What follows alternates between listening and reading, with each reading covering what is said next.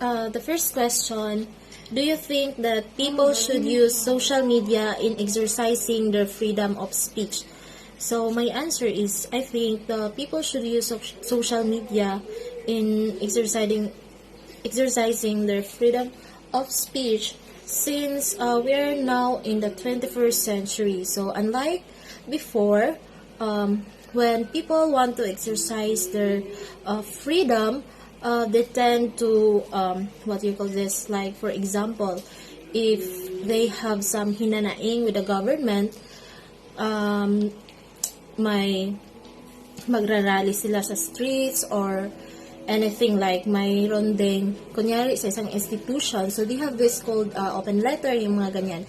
But now, since in the 21st century, social media is a trend, so they use social media in exercising their freedom of speech. But by using social media, people should also, or they should be very careful in choosing which platform na mag-express ng kanilang freedom. So, yung platform na we're in, yung data nila, like personal data, magiging, yung tinatawag na magiging safe.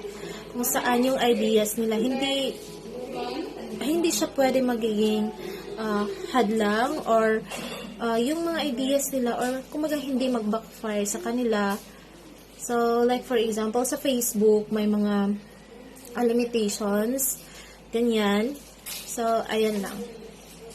Gamit sila ng social media, but with moderations. So, now we are on question number 2. So, the question is, what should be the limits of freedom of speech in social media? So, even though, like in the Philippines, even though we have a law, like in the 1987 Philippine Constitution, the Bill of Rights, specifically under Article 4, so it states that no law shall be passed abridging the freedom of speech, of the press, or yung opinions. Yung may ganyan nakastake doon sa Section 4. So, kahit may batas tayo dyan, pero, when we say freedom, wala talagang absolute freedom. So, kahit mayroong law tayo dyan, it doesn't mean na yung freedom of speech natin is not absolute. So, yung freedom of speech, yung freedom of speech natin is not absolute. So, hindi talaga siya pwede na kung ano yung gusto mong sabihin is masasabi mo. So, kaya nga, we have, in relation sa connected social media, mayroon tayong cybercrime law. So, sa cybercrime law, hindi ka pwede doong manira. So, like, kunyari, mag-post ka doon ng any opinions na naga-offense or threatens, or yung mga opinions that can elicit hate, or opinions na makakasira sa isang company, or makakasira sa isang institutions, or makakasira sa isang tao. So, yun siya ang ilang mga limitations ng social media. So, if you are if you want to express or exercise your freedom of speech, you should also be aware of the consequences kung ano yung mga gina-post mo. So, dapat alamin mo din na since we are the citizen of this country, may pananagutan ka rin. So, bawat post mo, so yun nga na sinasabi nila na think before you post, kasi there's a great possibility na yung post mo is may ma-violate ka na laws. So, yun, mapapahamak ka rin dahil siya. So, yung limitations ng social media is ayan siya. Hindi siya absolute yung freedom of speech mo ulit. Hindi absolute yung freedom of speech mo. So, magiging aware ka kung ano yung ipinopost mo doon. So, dapat maging aware ko din kung ano yung batas natin dito sa Pilipinas. Ayan lang. So, now we are here on number 3. What should or should we hold people accountable for misuse or abuse of social media in exercising their freedom of speech? Why or why not? So, we should. We should hold people accountable. Kasi nga, tao tayo eh. Tao tayo we have, may kakayahan tayo na mag-isip or to decide what is right and wrong. So, isa yan sa mga greatest strength ng tao. So, if mag-post siya ng mga, kunyari, in relation pa rin sa social media, pag mag-post siya, dapat maging aware siya na yung consequences. So, kung ano man yung kinalabasan doon, kung like mag-post siya ng paninira sa kapwa, and then yung gagawin doon, kunyari sinisiraan niya yung kaibigan niya sa social media. So, ang gagawin ng kaibigan niya, i-screenshot nun. I-screenshot yung post niya. So, pwede siyang kasuhan doon. So, magiging accountable siya. Yes, of course. Magiging accountable siya since mayroon na tayong batas dito na sa yung cybercrime law. So, pasok siya doon. So, dapat magiging, yun nga, yung sinabi ko kanina na answer. Sa question number 2 is, dapat before you post, you have to think 7 times or even a million times. Kasi, magiging accountable ka talaga doon kung ano yung kinalabasan. So, that's all, and have a good day. So hi, good morning ma'am, sir. So my name is Romney Calaveras and I am 17 years old and I will be turning 18 years old this coming next month. And I'm currently living now in Cabasalan, Zamboanga, Sibugay. And moving straightly, let's go to your question number 1. Do you think that the people should use social media in exercising their freedom of speech? So I will go 50-50 for this. A 50 for no, a 50 for yes. Because let's go for yes. Because there are some people that they're going to use social media to get some ideas, and I'll go for no, because there are also some people that they will not just going to get some ideas, they will going to get all the information or the answers in social media. And moving to your second question, what should be the limits of freedom of speech in social media? So the limit of speech in social media was you must practice of what you're going to say, because there would be a possibility that the audience will misinterpret their answer or to your speech, and that's why you need to practice your speech.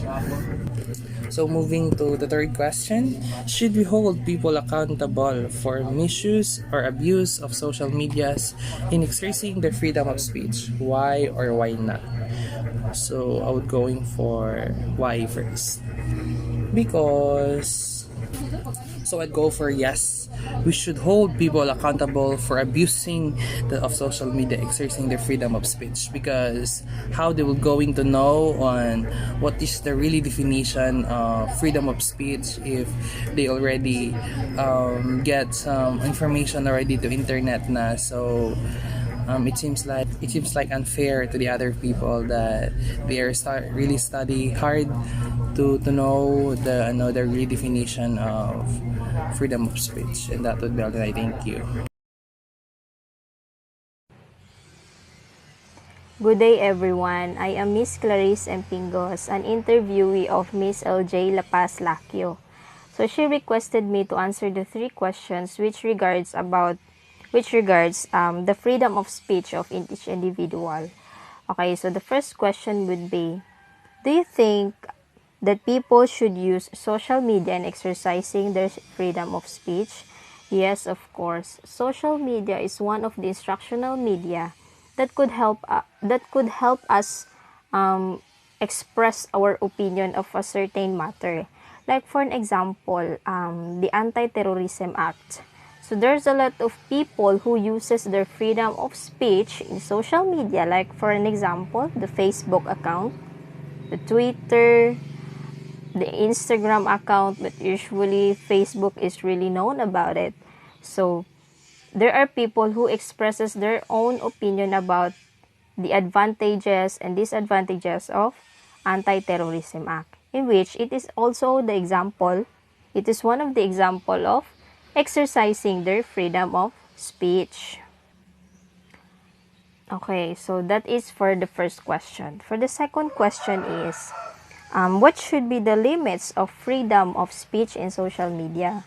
Of course, as a human being or as a responsible citizen, we should know the do's and don'ts of posting or of expressing our own opinion about it.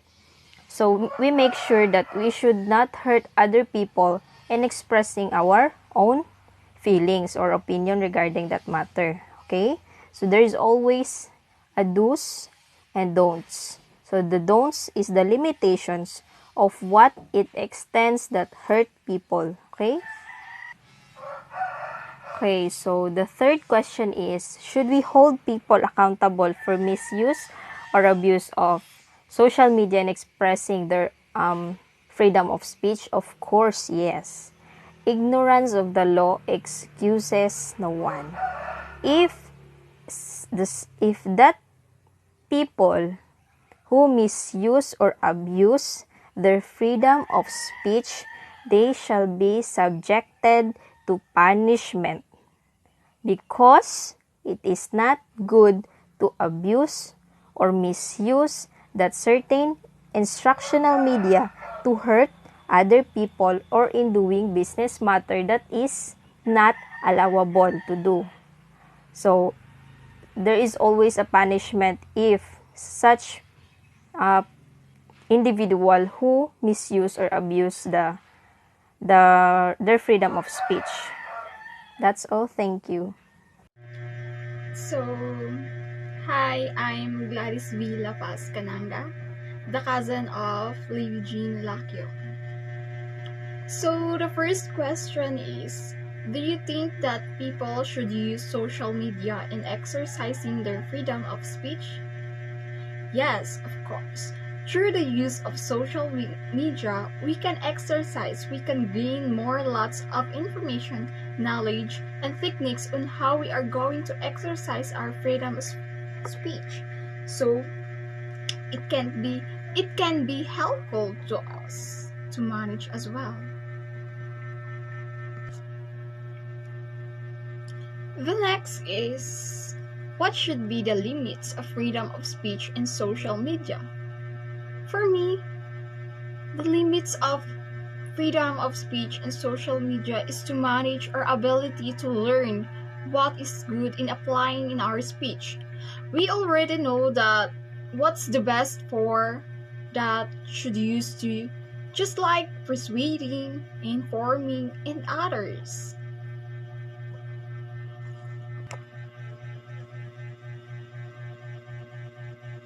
The next, but not the least, should we hold people accountable for misuse or abuse of social media and exercising their freedom of speech? Why or why not? So, for me, it is a yes. It is because it can affect the freedom of speech of the people who misuse, and abuse. In social media, it has a lot of informations, but rather it has a fact and a false information. So we better choose what is the fact, what is the best for, in order for us not to misuse and abuse our freedom of speech. And that's all. Thank you.